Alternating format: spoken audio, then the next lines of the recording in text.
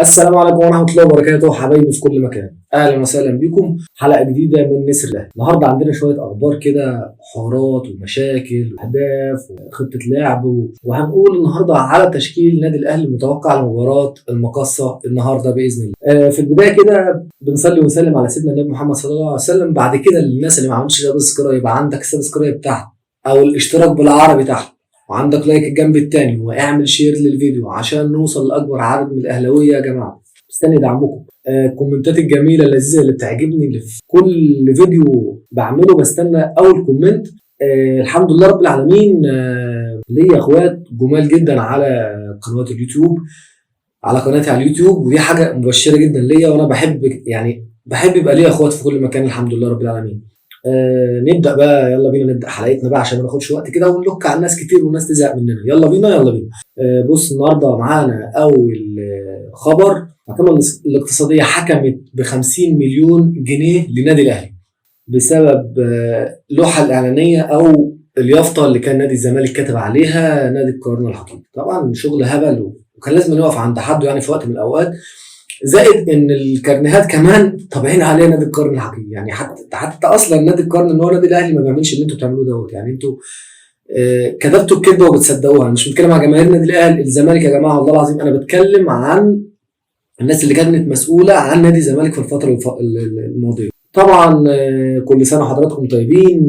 الايجيبشن ليج بيبدا وبنتفرجوا فيه على مواقف وطرائف وعلى مباريات وعلى ماتشات وعلى ناس كويسه وعلى يعني حاجات بنشوفها. السنه دي ان شاء الله باذن الله هنتفرج على دوري قوي. في طبعا بعض الحاجات كده بنتفرج عليها ومواقف بتبقى مضحكه شويه في الدوري المصري، بس في النهايه بنتفرج على ناس بتلعب كوره. في ناس فعلا في الدوري المصري بيلعبوا كوره. النهارده اتفرجت على ماتش الاتحاد وبيراميدز، ماتش ولا اجمل ولا اروع. ماتش جميل جدا، مباراه الاثنين واحد. يعني انا عايز اتكلم بخصوص حارس المرمى محمد صبحي، هو السبب في فوز نادي الاتحاد ب50%، وال50% التانية تروح لخالد الغندور. لو كان البلانتي بتاع عم عبد الله السعيد دخل في الجون ده، يعني كانت المباراه صعبت شويه. كان ممكن بيراميدز يحط الثاني والثالث، كان ممكن يحط الثالث بعد الثاني اللي هو البلان ده، لكن محمد صبحي رجع المباراه تاني لنادي الاتحاد في الملعب. نادي الاتحاد كان عند حسن الظن واللعيبه كان عند حسن الظن. عرضيه ولا اجمل ولا اروع على خالد الغندور، جون عالمي.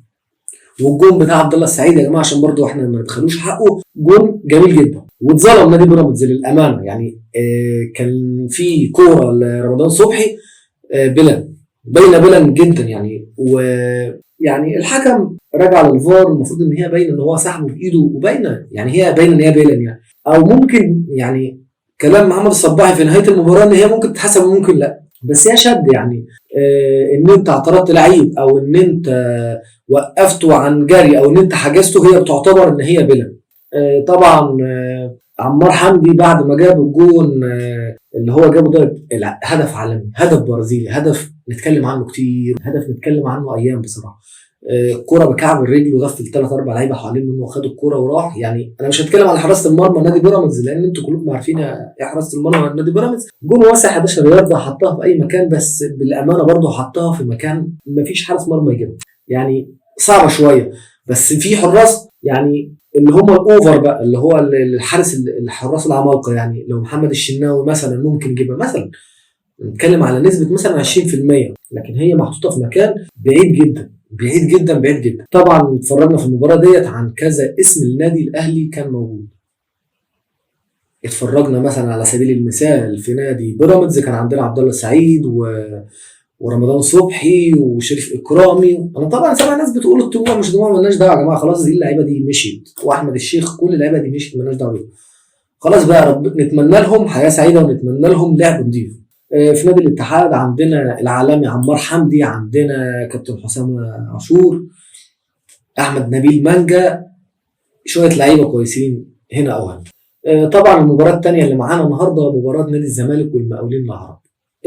في العاده طبعا ان الانديه اللي هي مش جامده قوي، اللي هي بعيد عن الاهلي والزمالك والاسماعيلي والاتحاد والمصري والفرق ديت، في بدايه الدوري تبقى ضعيفه شويه. يعني بتبتدي من مثلا من المباراه الخامسه او السادسه تبتدي تمشي. وللامانه نادي المقاولين السنه اللي فاتت عمل مباريات جميله جدا وعمل دوري عالمي، بس هو عشان برضه فرق الامكانيات، عشان ما نظلمش الناس شويه، فرق الامكانيات وفرق الفلوس وفرق التدريبات وفرق الملاعب وفرق التجهيزات بتفرق من نادي لتاني. نادي الزمالك جاب هدفين، هدف الاولاني غلطه المدافع، طبعا محمود ابو السعود عمل فيها كل حاجه، لكن هي خلاص نصيبها ان هي تدخل، خبطت في المدافع ودخلت. الهدف الثاني لمصطفى محمد كوره مبدعه، كوره من عالم تاني بصراحه، يعني احنا حسيت ان انا بنتفرج على هدف من الدوري الانجليزي. هدف جميل جدا لمصطفى محمد، شابوه مصطفى محمد. طبعا دوري بدايته سيراميك كليوباترا ونهايته الانتاج الحربي، هيبقى ان شاء الله في منافسه. طبعا نتمنى ان النادي الاهلي ياخد الدوري ده برضو، يبقى الدوري 43، وما ننساش ان احنا كل سنه بنعمل نفس الحركات ديت، بس نتمنى ان يبقى في منافسه، نتمنى ان احنا نشوف كوره نظيفه، نتمنى ان احنا نشوف ناس ما بتتكلمش عن التحكيم بقى، يعني نحاولوا نخفوا شويه من موضوع التحكيم ده شويه، نحاولوا ان احنا نتفرجوا على كوره، نحاولوا ان احنا نطلعوا مميزات، وان شاء الله باذن الله نهايه كل دور او نهايه كل اسبوع هنطلعوا احسن 11 لعيب او التشكيله الافضل في الدوري المصري باذن الله. طبعا مستنيين مباراه بكره، نادي الاهلي قدام منه ماتش صعب قدام نادي المقصه، نادي الفيوم، النادي اللي بيجنحر قدام نادي الاهلي. الاهلي بيكسبوا 3-1 2-1 1-0، ممكن يتعادلوا، ممكن هو يكسب الاهلي 1-0، فالمباراه بتكون في الملعب شويه، وهو من الفرق المسيطره. طبعا النهارده حصل مشكله ثانيه عند فريق الانتاج الحربي، وكابتن صالح جمعه بيواصل مشاكله وبيواصل حواراته، بس هو للامانه المره دي هو ملوش يد فيها. تواجد كابتن صالح جمعه في مدرجات مباراه الانتاج الحربي وسيراميك كليوباترا. طبعا هو انتقل لسيراميك كليوباترا 3 سنين، بس هو ما كانش اصلا ينفع ان هو يروح الاستاد، هو راح استاد اللي هو استاد السلام، المباراه كان على استاد السلام النادي الاهلي. هو مصاب بكورونا، اللي مصاب بكورونا خلاص بقى بيبتدي يعمل حجر منزلي، يعني هو المفروض يكون يا في حجر منزلي يا في حجر مستشفى، لكن كابتن صالح جمعه اللي انت عملته ده كابتن صالح ما ينفعش. ونادي الانتاج الحربي استفسر من اتحاد الكوره على الموقف ده. طبعا امبارح شفنا حلقه مميزه جدا اول امبارح مع كابتن السعدي الاعلامي اللامع، طبعا مع كابتن محمود الخطيب. اتفرجنا على روح جميله، روح حلوه، رئيس نادي بيروح لمؤمن زكريا في بيته، طبعا بيرفع من روح المعنويه ويرفع من روح اهل المعنويه، وبيرفع المعاناه عنهم وعن مؤمن نفسه وعن كل حاجه. يعني اسطوره زي دوت لما يروح البيت عنده حاجه كويسه بحد ذاتها. الاب والام نظرتهم بتختلف، الاب والام بيبقى فيه امل كده ان في ناس بتسال عليهم، لسه في ناس فاكراهم، لسه في ناس مسانده مؤمن، واحنا طبعا كلنا معاك يا مؤمن، احنا بنحب مؤمن جدا يا جماعه والله. طبعا كابتن محمود الخطيب اخذ الاعلامي السعدي معاه ولف على جوانب نادي الاهلي وقعد يتفرج على الانجازات اللي اتعملت. نادي الاهلي اجمل حاجه فيه يا جماعه ان هو بالمنحدر، بنلاقي ان كل يوم رئيس نادي بيجي بيكمل للي قبل منه. ما شفناش مره رئيس نادي مثلا طلع قال الله يخرب بيت زي ناس تانية ومش عارف ايه وبوظ وعمل وسرق ونهب وانا رقم واحد، لا، احنا بنلاقي ان احنا واحد بيحط حجر اساسي والتاني بيبني على اساسه. نادي الاهلي اجمل حاجه فيه في رئيس نادي مشي، في رئيس نادي بعد منه بيجي يكمل نفس اللي كان بيعمله الرئيس اللي قبل منه. طبعا اتفرجنا على صالة جيمنازيوم، اتفرجنا على بسين تلج، اتفرجنا على الجهاز الاستشفاء، يعني حاجات جميله جدا. ربنا يبارك لك يا كابتن خطيب ويا رب تقوم بالسلامه. مشكله النهارده حصلت بسبب كلمتين ما لهمش اي لازمه على السوشيال ميديا، انت داخل تعلق لواحد يتعلق باحترام، ما تعلقلوش خلاص انتهت. طبعا كابتن احمد حسام ميدو شئنا ام ابينا هو علامه من علامات نادي الزمالك، علامه من علامات الكره المصريه، بالرغم اللي عمله، بالرغم اللي حصل، بالرغم اي حاجه في الدنيا، محدش يقدر ينكر ان كابتن احمد حسام ميدو من احسن اللعيبه اللي جت مصر، اصغر محترف مصري في عهده، يعني اصغر محترف مصري طلع احترف بره هو كان كابتن احمد حسام ميدو، وكفايه الانديه اللي هو لعب لها. بتكلم عن اياكس، بتكلم على باريس، على فريق تقريبا باريس سان جيرمان، بتتكلم على توتنهام هوتسبير، بتتكلم على ميدلسبرا، بتتكلم هو ما لعبش لتوتنهام تقريبا، هو لعب لميدلسبرا، بس برضه يعني ما نقدروش احنا كاهلاويه او الزملكاويه يتكلموا عنه نص كلمه. الناس اللي بتفهم كوره ما يقدروش يتكلموا عنه نص كلمه. معروف ان هو مين كابتن ميدو، وعمل ايه للزمالك، وايام ما كان بيتدرب استحمل قد ايه وشتيمه واهانات من اجل نادي الزمالك. ما تجيش انت النهارده تيجي تقول له الى مزبله التاريخ. انت مين عشان تقول مزبله التاريخ؟ مع احترامي ليك ولتاريخك. طبعا الرد البديهي اللي كابتن احمد حسام ميدو قال له انت مين؟ انت لولا ابوك ما كانش حد يعرفك، انت تربيتها عربجي وانت عربجي، يعني جبت لنفسك التهزيء. ما كانش ينفع اللي انت قلته ده اصلا. كابتن احمد حسام قال له الصوره ديت انا هنتصور مع كابتن الخطيب، دي حاجه كويسه جدا، يعني معنى الكلام اللي هو قاله. وقال كابتن الخطيب اسطوره، وكابتن الخطيب اي حد يتمنى ان هو يتصور معاه. وفعلا ابوك نفسه كان نفسه يتصور مع كابتن الخطيب.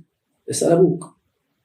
ابوك نفسه كان في وقت من الاوقات معاه كارنيه نادي الاهلي، ويمكن معاه لحد دلوقتي كارنيه نادي الاهلي، كارنيه عضويه في نادي الاهلي.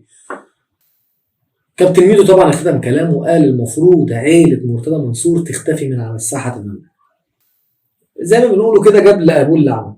ما تسكت يا عم، اسكت وخلي الدنيا تعدي، خلي الناس تنسى شويه. ما الورطه اللي فيها نادي الزمالك النهارده ب 50 مليون ده بسبب بابا. يعني بابا طالع يقول لك نادي القرن الحقيقي. يا عم انت نادي، كل الناس بتقول لك لا انت الوحيد اللي مقتنع وعايز تاخدها عافيه. ايه يا عم؟ ايه يا عم فكك من الشغله دي بقى. يعني انت الحياه مش عافيه. طبعا وزير صبحي النهارده بيقول لو اتحكم لمرتضى منصور هيرجع تاني منصبه. استحاله. باذن الله رب العالمين بنتمنى التوفيق طبعا لنادي الزمالك، ويا رب دايما كل ما نادي الزمالك بيكسب يا جماعه كل الناس بتتجمع حوالين منه. بس في مشكله في نادي الزمالك ان اول ما بيخسر كل الناس بتمشي من حوالين منه، ما اعرفش ليه. مفيش ناس بتحب تسنده، كل الناس تبتدي تشتم وتعمل وتقول وتحكي وتتكلم. احنا عايزين الزمالك، نادي الزمالك يرجع زي ما كان. خسر كسب، في جماهير وراه، في جماهير وراه وبتسنده. في الخساره هارد لك. عملتوا اللي عليكم يا رجاله، مش الحكام. بطلوا بقى النغمه دي كلها اللي دخلنا فيها اللي قبل كده. هارد لك يا رجاله، وانتوا قدمتوا مباراه جميله. نخلي اللعيبه داخله فريش للماتش اللي بعد منه. طبعا مش هنبقى في الحلقه وما نتكلمش عن النادي الاهلي والماتش بتاع الماتش بتاع النهارده. النادي الاهلي بيخش مباراه النهارده معاه في حراسه المرمى محمد الشناوي، على قدام منه على اليمين بدر بنون، على شماله ايمن اشرف، علي معلول باك شمال، محمد هاني باك يمين. عندنا في خط النص محمد مجدي قفشه، السوليه، حمدي فتحي، جيرالدو، محمود كهربا. عندنا اكرم توفيق، ناصر ماهر. في خط الهجوم النهارده عندنا صلاح محسن، ان شاء الله هيلعب بكره. صلاح محسن مهاجم صريح. طبعا المستبعدين من مباراه بكره وليد سليمان واحمد رمضان بيكهام. اسباب فنيه، يعني المدير الفني قال لك اسباب فنيه ما نقدرش نتكلم معاه، ده واحد اخد ثلاثيه. محدش ولا بقك يطلع ولا كلمه تطلع منه، خلاص انتهى بقى. هو الراجل قال ما ينفعش فنيا، ما ينفعش اللي انت شايفه يا سيدي الناس، ما نقدروش احنا طبعا. حسين الشحات يا رب يقوم بالسلامه يا رب من الاصابه. نتمنى نشوف مباراه جميله، النادي الاهلي يكسبها باذن الله، ونتفرج على اداء بقى غير، نحس ان احنا النادي الاهلي ده برضو ان هو طالع لفوق. الاداء طالع لفوق، عايزين نتفرجوا على اهداف، اداء، فرص، جمل. ما بنستكفاش بطولات. النهارده خلصنا بطوله، بكره عايزين بطوله ثانيه. مش هو نادي الاهلي كده يا جماعه. في نهايه حلقتنا النهارده بنشكر كل الناس الجميله اللي كانت معانا. نتمنى يا رب نكون عند حسن ظنكم. استمتعنا كتير معاكم، مستني كومنتاتكم جميله، والسلام عليكم ورحمه الله وبركاته.